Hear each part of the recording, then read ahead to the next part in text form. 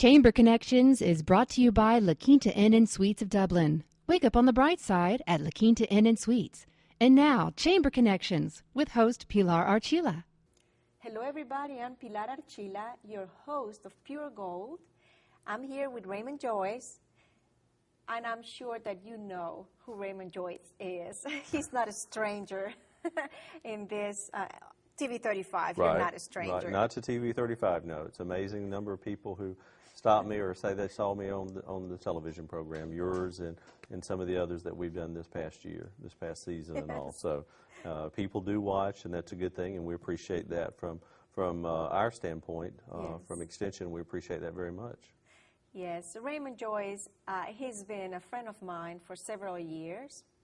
I can even say that I tried to teach him Spanish, so...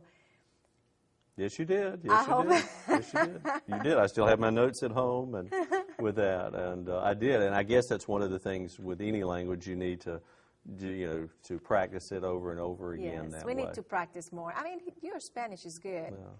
Because I was the teacher. You were the teacher, that's right. My friends, though, the ones when I go overseas, they always kid me because I try to talk Spanish. And a lot of times I will add the extra letters onto the, to that or whatever. But, it's fun just listening and, with that. It's a beautiful, beautiful people that I've had a chance to see in Spanish-speaking countries. Yes, that's right. And that's how we met. Actually, I think that's how we met. Mm-hmm. Through the Spanish class, through the Spanish class, several right. years ago. Right. And since then, we have been friends, and we have done several shows.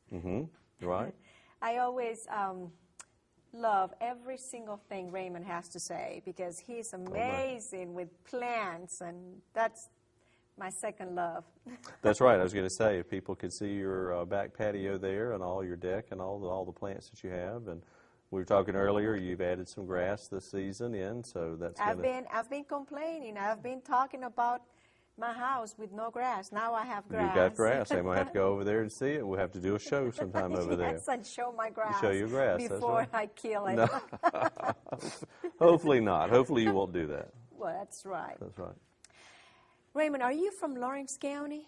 Well, I'm not a native. I was not born here, but I came with my family in 1966. I was not even born. No, oh, please, listen to this. Listen to this. All right. But anyway, in 1966, we moved here from Hazelhurst. I was actually born in McRae in the old Telfair County Hospital. Dr. Frank Mann Jr. delivered me.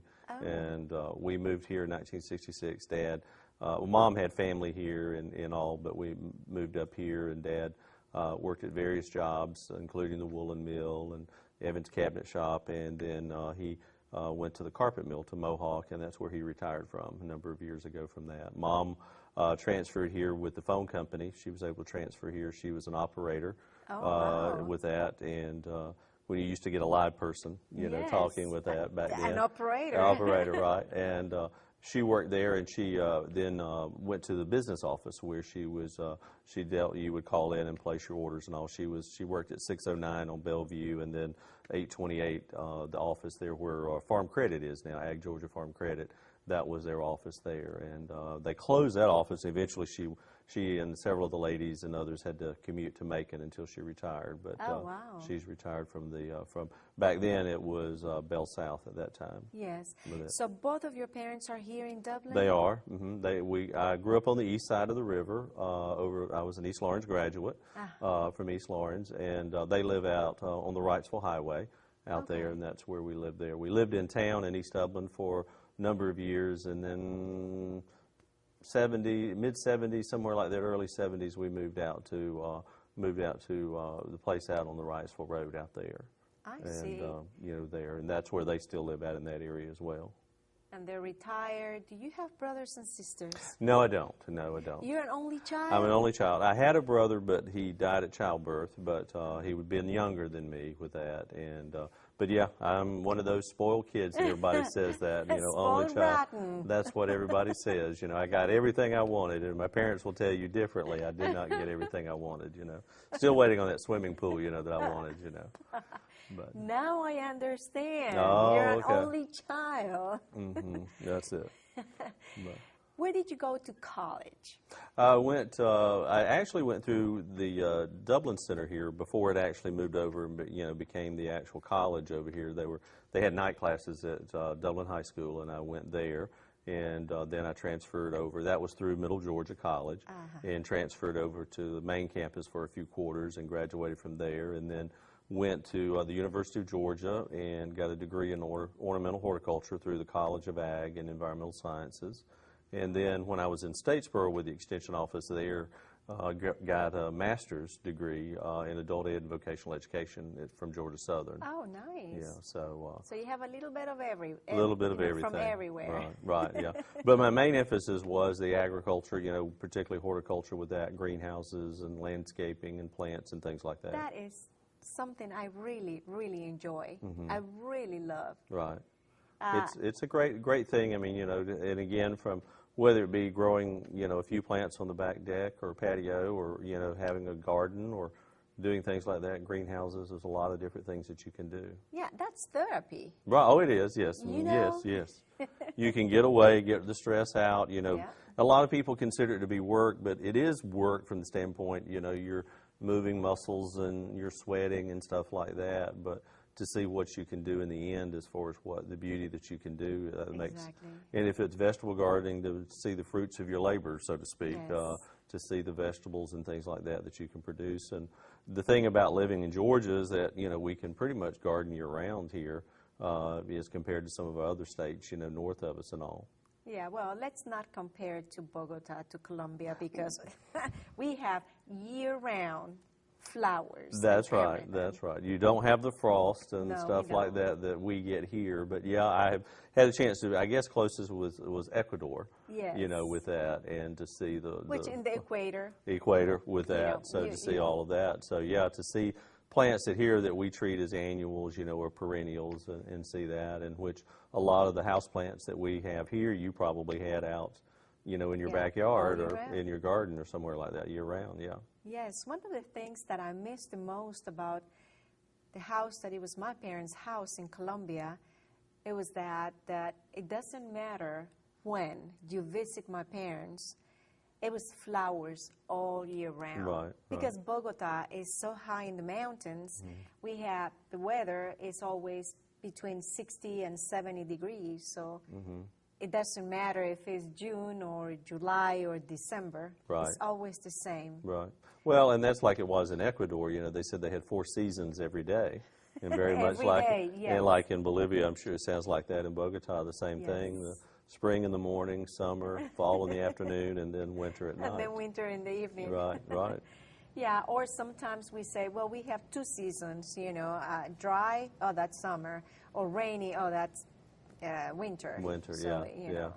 But when it comes to temperature, it's always the same. Be nice. It would be nice, wouldn't it, to have that here? Yeah. But then we probably complain about that too. But yeah, we always find a way to complain that's something. That's right. So I imagine that you were always, you always loved plants and all that, and that's the reason you went to school. Right. It was, from watching Dad and watching my granddad and grandmother and all, and, both of my parents were raised on farms.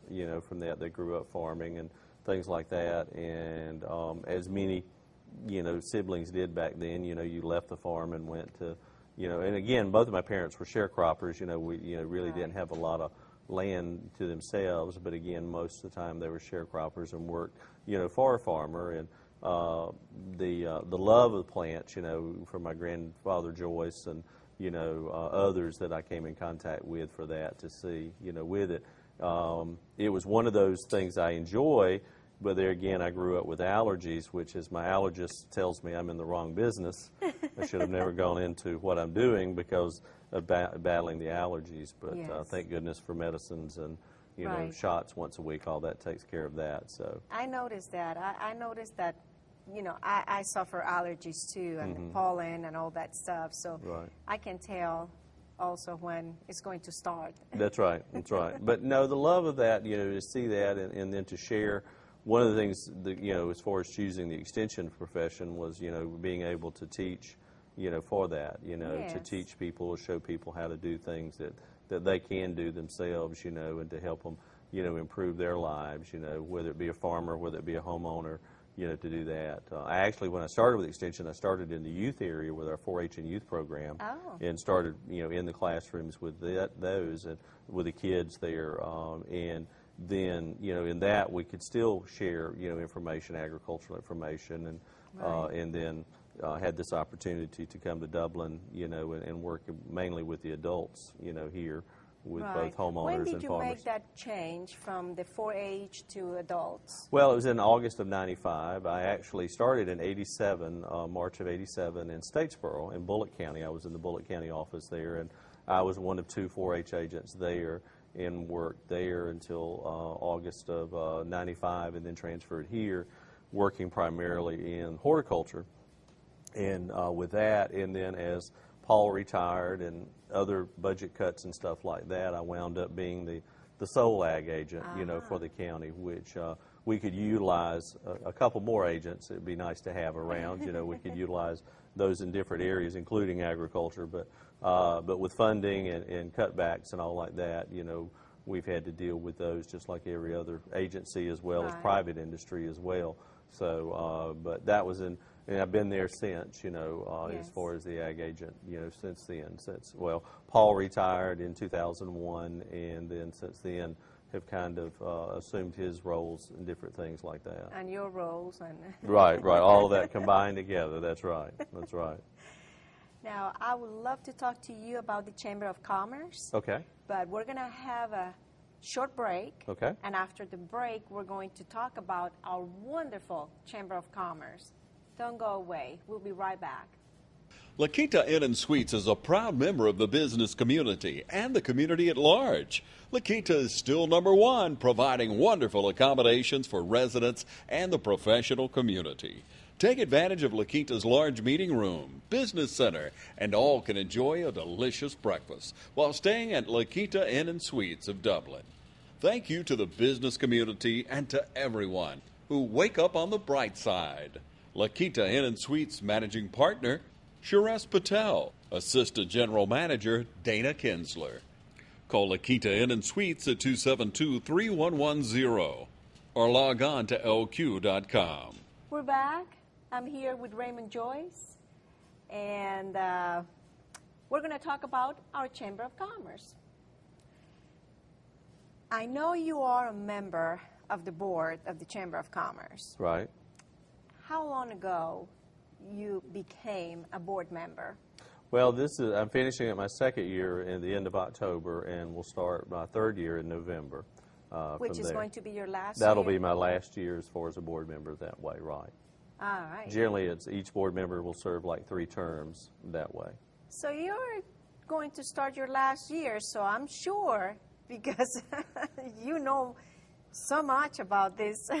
I'm still learning. It's a lot of different things that the Chamber does here in the county, you know, for Dublin and Lawrence County. You know, there's a lot of things that go on with the Chamber. And I've learned since being on the board a lot of things that the Chamber is involved in, and the different promotions and things like that go on, you know, for the businesses and for its members here and for the whole community as a whole. That's right. And why do you think, in your own opinion, because I love to ask this question to all the board members, but in your own opinion, why is it so important for a new business to be a part of the Chamber of Commerce? Well, I think from the standpoint that it gives you a chance to meet other businesses, and a lot of the businesses face the same thing in starting out, whether it's, you know, if you're a new business, and then it's a chance to talk with people who've gone through some of those things. Right. The term, you know, that we use this day is networking. That's right. Where we, and you can get advice from these right, other people. you can get right and see, and a lot of times what I've seen happen is that, you know, people are able to network together or find out that, you know, a beginning business, that all businesses go through those growing pains and things like that, so they're able to talk with people who have gone through those things. That's right. And to see and to find out, you know, it may be from finding out, you know, how to share insurance, you know, or to some program to help, you know, get payments where people are not paying and things like that. You know, your clientele may not be paying, and working with that. Also, education for your employees and coming up with, different things like that as well. Yeah, I know that, I guess, that very first year when you open a business, it's a very hard year. It's a lot of work, not much revenue, and you're kind of not completely lost, but you can use any help, from people, and what a better place than the Chamber of Commerce. Right, and a lot of times people who start businesses may not have any business background per se, and we've seen that with a lot of, businesses here as well as, around the world but you can network together, find people that you can, contact your lawyer, your accountant, all of those things, that you can have. And then the educational, there's a lot of associations, that you have, business association, where it be the Small Business Development Association, Small Business Development Group from UGA, that you can work with to help you improve your business. And they come to the different activities that the Chamber has. There's also different business associations, whether it be, it's amazing to me as over the years how many, there's an association for this, an association for that, but you can meet people here locally and find out what's going on as well. Right. And also you can find out that it may be a company here locally may be looking for something that you as a new business or an existing business may have, and they're not aware of it. And there is no need to go out. Right, there's no need to go out of the county when you have here. it right there. And because even though we are somewhat of what we would call a small community compared to, say, in Atlanta, there are a lot of times even with that, we still don't know what everyone's doing. And so it gives you a chance, and through the Chamber, to do that. And also the Chamber gets a lot of people who call, and they'll call the Chamber office and say, do you have this business in town? That's right. And they can look at the list and say, oh yeah, they're a Chamber member, and here's their contact information. And this is what they do. Right. Do you go to the business after hours? I tried to the past 2 years. I've tried to go, but every time I plan to go, something comes up with work or something else comes up. But to the individuals that I know who go, it is a great opportunity like you. And Miss Lucky over here, she wins everything on that. So for that, but stay away if she, no. If she puts her name in the pot, you might want to just stay away. No. She is a lucky person. We need to go buy a lottery ticket or something, with that. Yeah, but anyway, let's do that. That's right. But no, it's a good chance. Again, that's a great point. We have the business after hours. We have the breakfast and business and breakfast. Business and breakfast. It's a great opportunity to network with people and to find out what's going on with each business and the different sponsors that sponsor those activities. In conjunction with the Chamber, it gives them an opportunity to share what's going on with them as well. Yeah. I know that you and Maury Beasley, they're both together, and you guys are co-chairs. Correct, of agribusiness, the agribusiness. Right. He's with that, right. That is a part, a lot of people don't really think of agriculture as a business, but it is a business, that it is and we have a number of ag-related businesses here in the county, in the city, who are members of the Chamber as well. But Maury and I are working together. We have put together a trip to the Sunbelt Ag Expo in Moultrie for the Chamber members and the Economic Development Board members as well, for them to kind of see what agriculture is. Sunbelt Ag Expo in Moultrie is the largest ag show, and it's a good chance to go and see. You'll see people from all around the world with the different farm equipment and things like that. And from Extension, UGA Extension, we have our research. We have research plots there, and you get a chance to see that and different programs that are offered there. But this is a chance. This year, they're planning, or we have planned, I should say, to on Tuesday, which is the first day of the Sunbelt Ag Expo, and it runs on the Tuesday, October. Make sure my date's here. The 14th, and that's 15th, and 16th. A bus is going to leave. Yeah, the bus is going to leave from the Chamber. On the 14th at about 7 o'clock. We have gotten sponsors to help pay for the cost of the bus, as well as we'll have some breakfast on the go there as now well. We're talking. Breakfast to go with that. So it's a great opportunity for people, particularly in the business area and for that. And we've got a 47-passenger bus, and at the chamber meeting last week, we had that bus about half full already from people who have committed. But also that day there will be, it is election year, and also on that day there will be a number of different politicians there, from the governor to Commissioner Black, who's the Commissioner of Agriculture. Gary Black will be there for the Department of Ag as the Commissioner of Agriculture, Zippy Duval with Farm Bureau and all. And this year, Georgia is highlighted. The state of Georgia, each year there is a state that is highlighted, and this is Georgia's this year. And each university, land-grant university, here in Georgia we have two. We have the University of Georgia and we have Fort Valley State University. They actually have buildings and that you can go in and look at the different research and things like that going on. That's something that, consider going. Right, right. Talk to myself or either Maury, or call the chamber office to get more. Interested in that, to get with them. And then the other is and we're kind of gearing it toward the board members of both of that, but there may be some other options for people, bankers and things like that. We're trying to get them involved as well. But if you can't go with the chamber and you want to go one of those days and enjoy it. And it's a good trip to go down and see what's going on in agriculture. It's a nice place. Oh yeah. We're going to take another short break, and we'll be right back. Thank you for being with us. I'm here with Raymond Joyce, talking about the Chamber of Commerce. I know that there is an annual farm luncheon. Right. And was the Chamber of Commerce, our Chamber of Commerce, involved in that appreciation luncheon? Yes, the Chamber of Commerce is involved in that activity, along with Lawrence County Farm Bureau, and then with the Extension Office as well, that all three of us jointly. But this was being done when I came here in '95 and continues on. And we looked up back in the history trying to find exactly, and with that, I forgot myself how many years it had been. It was amazing the number of years that this luncheon has been going on with it. And we found some information back when it started out and continued on, but I forgot exactly off the top of my head. But the Chamber's always been involved with it, with the Farm Bureau, and then Extension is involved with it as well. It's a great opportunity for us to recognize the #1 industry in the county, which is agriculture. I was going to say that. Also Georgia. Georgia, that is our #1 industry, agriculture as well.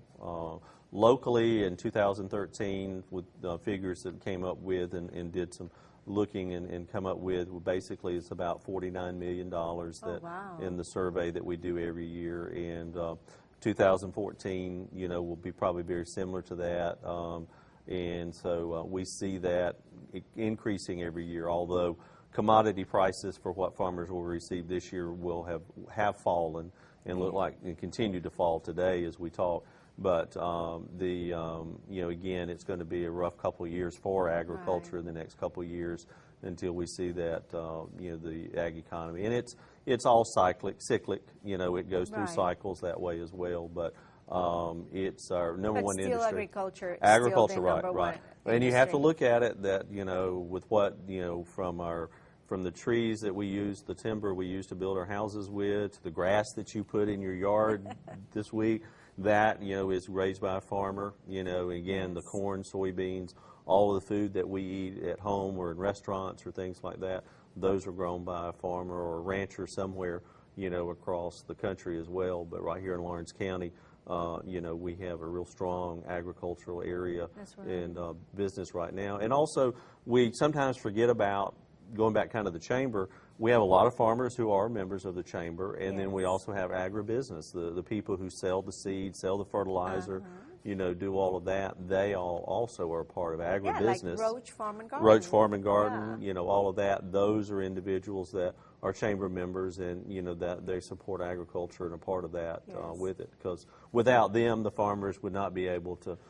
have access to the things that they need to do their business. That's right. Yeah. Raymond, when I'm talking to you, time goes so fast. I love talking to you. Well, it's a pleasure to talk with you as well. It's always fun. And I know we're going to be talking again soon, Okay, probably. sure, We're going sure, to be yep. all the time doing Right. stuff together. Fall is coming up, and you yes, know, and there's so much about right, fall. right, lots Love of it. things to do. Yes, and we need to talk about, what to do with our plants and everything in the fall. So very soon, we're going to be together again. Right, right. Well, I do want you. to encourage. Thank you, and I do want to encourage everybody. If there's a business or individual who's not a member of the chamber, do want to encourage them to join. We're starting our campaign now to get new members, and it's a valuable opportunity for people to do that. And it's a lot of different things that connect together, from just the networking locally, and then Georgia as well as far as that. But it's a great opportunity to be a part of one of the best Chamber of Commerce in Georgia. That's right. That is very true. Willie Paulk and the staff there do a great job. Malia and Matthew do a great job with that, and we're blessed to have them and have such a great staff there that do a great job. And again, it's an opportunity for people to be involved, because it's very important for the Chamber and what it does. A lot of times people don't see a lot of the things that actually the Chamber does, Exactly. a lot of the behind-the-scenes things. But our role as Chamber Board members is to support them, and then also to support the businesses here locally, and to encourage everybody to shop at home. To shop at home. Shop at home, and through our Shop at Home Always program locally. we have locally. To keep all the money we can here. All the money here. That's right. Thank you, Raymond. You're welcome. Thank you so much. See you soon. All right. Thank you for having us. Well, thanks. And thank you for watching, and until next time.